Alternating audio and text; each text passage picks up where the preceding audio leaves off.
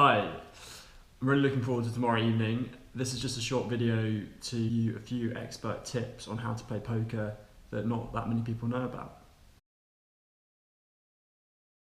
My first tip is more of a philosophical tip than a practical tip, but it's really important that you understand this mindset when playing the game of poker.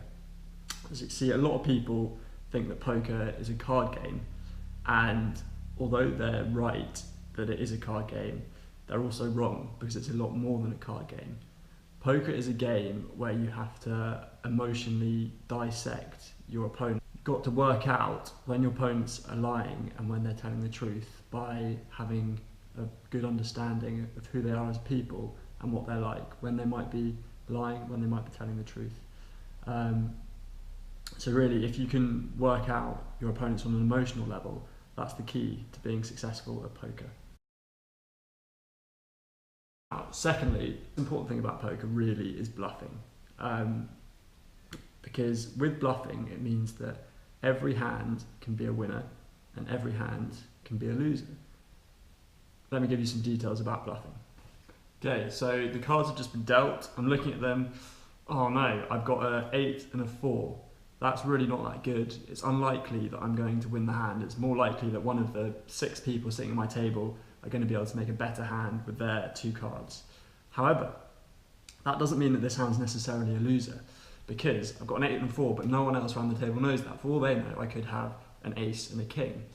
And the only way they're going to be able to work out what I have is by my actions. So if I act like I have an ace and a king, they might believe it. So here's how you act like you have an ace and a king. Raise 18. So hopefully you saw by my actions there that even though I had an 8 and a 4, I looked like I was quite happy with my cards. Even though in my head I wasn't, my actions showed that I was quite happy. And I raised 18 chips. So immediately everyone around my table was thinking, wow, if he's going to raise 18 chips, then he must have a good hand. But unfortunately, bluffing is much more complicated than that, because even though I've pretended to have really good cards, people might still not necessarily believe that. They might think, hang on a second, he could be lying just to make us fold. So that's where the double bluff comes into play. The key is just to try and work out when your opponents are bluffing and when they're not. If you think they are, then I'd call them if you've got a decent hand. If you think they're not, then I probably wouldn't call them.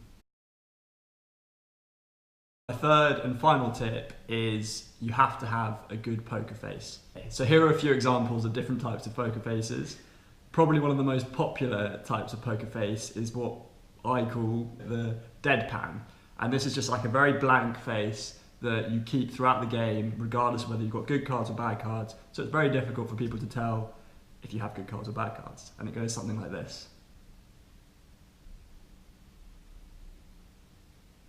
You just keep that face no matter what throughout the whole game. I actually personally don't like that one because it's quite difficult to do and it takes like quite a lot of concentration. Another example of a poker face is sunglasses.